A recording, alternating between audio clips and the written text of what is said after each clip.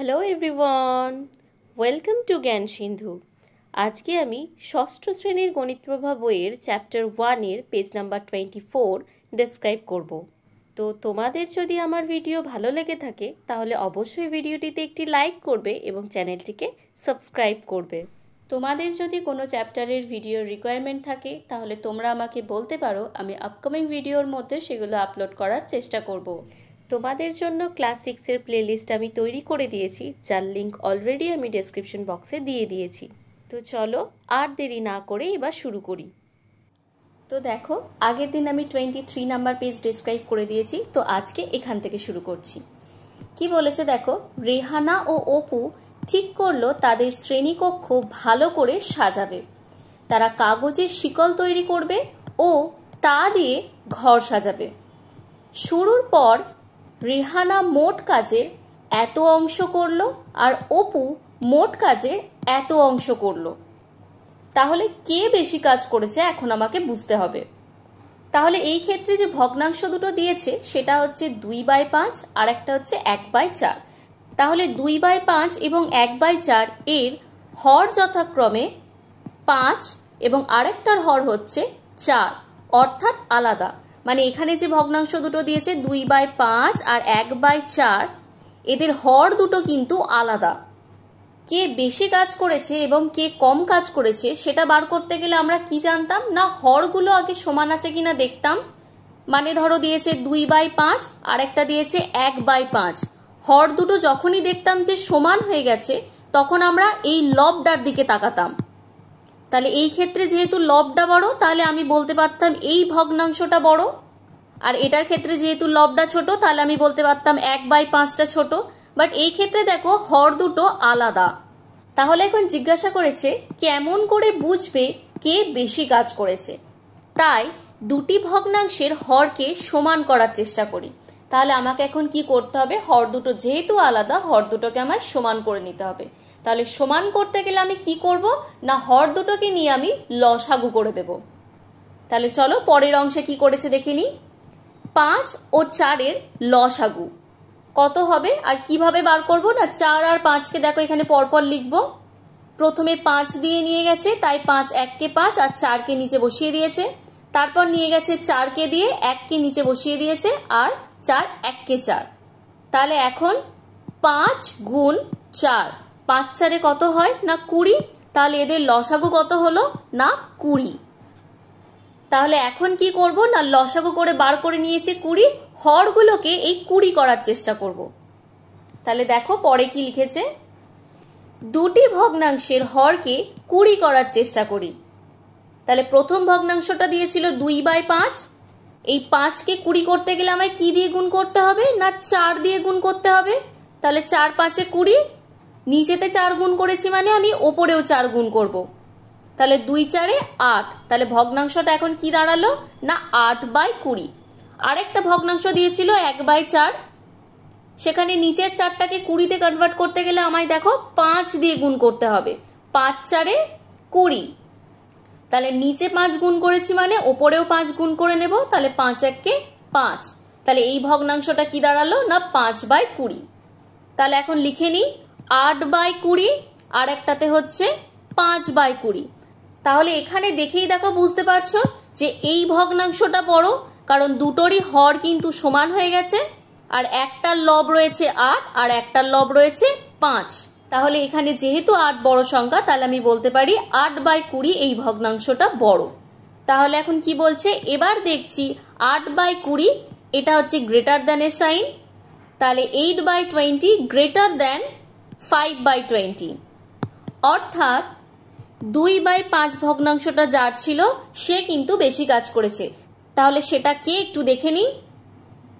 তাহলে এই 2/5 করেছিল রেহানা, অর্থাৎ বলতে পারি রেহানা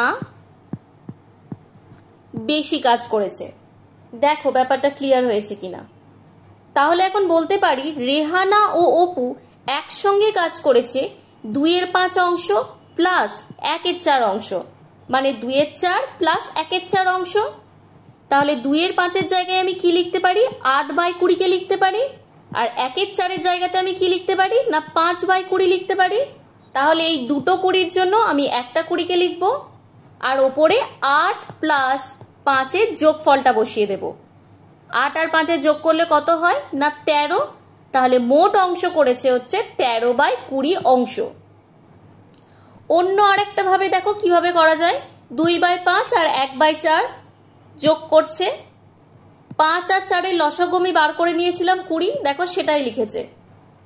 এখন এই 5টাকে দিয়ে আমি 20কে ভাগ করব। কি উত্তর পাচ্ছি 5 4 20। তাহলে ভাগফলটা কি বেরোচ্ছে না 4।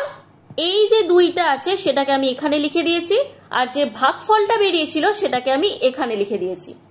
তারপর এখানে যোগ চিহ্ন আছে বলে এখানে আমরা যোগ চিহ্নটা বসিয়েছি। তারপর আবার এই 4টাকে দিয়ে আমি এই 20টাকে ভাগ করব। 4 কততে 20 হয় না 4 5-এ 20 হয়। আমরা ভাগফলটা মনে রাখছি 5 রয়েছে। এখন এইটাকে আমি অ্যাজ ইট ইজ এখানে লিখে দিয়েছি আর যে ভাগফলটা বেরিয়েছিল মানে 5 সেটাকে আমি এখানে লিখে দিচ্ছি। তাহলে 2 আর 4-এ গুণ করলে কত হয় 8, সেটা এখানে বসানো আছে। আর 1 5-এ কত হয় না 5 হয়, সেটা এখানে বসানো আছে। তাহলে 8 প্লাস 5 সেটার মান কত না 13। তাহলে মোট অংশ কত কাজ করেছে না 13/20 অংশ। তাহলে এখন কি বলেছে দেখো, এখনো বাকি আছে 1 মাইনাস 13/20 অংশ।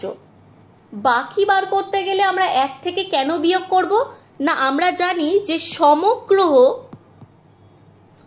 অংশ মানেই হচ্ছে 1। তো এটা কেন 1 হয় সেই নিয়ে বিস্তারিত বর্ণনা অলরেডি আমি ইন্ট্রোডাকশন ভিডিওতে বলে দিয়েছি। তো তোমরা যারা এখনো পর্যন্ত ভিডিওটা দেখোনি ডেসক্রিপশন বক্সে দেওয়া লিঙ্ক থেকে দেখে নিতে পারো। যখনই দেখবে বাকি অংশ বার করতে বলছে তখনই তোমরা 1 থেকে বিয়োগ করে দেবে।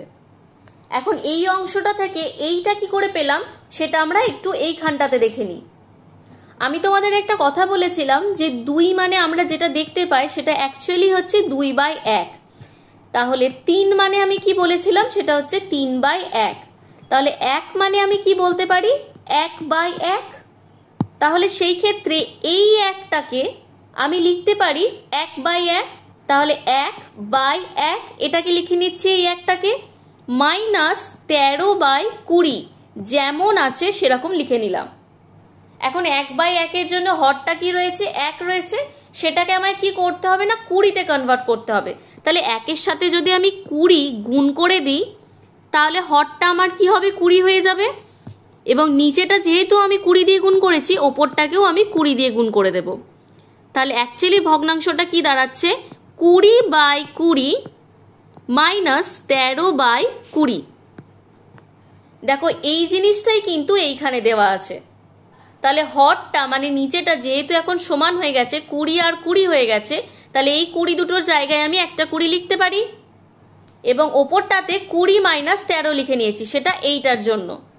তাহলে 20 মাইনাস 13 মানে কত 7। তাহলে ভগ্নাংশটা কত দাঁড়াচ্ছে না 7/20।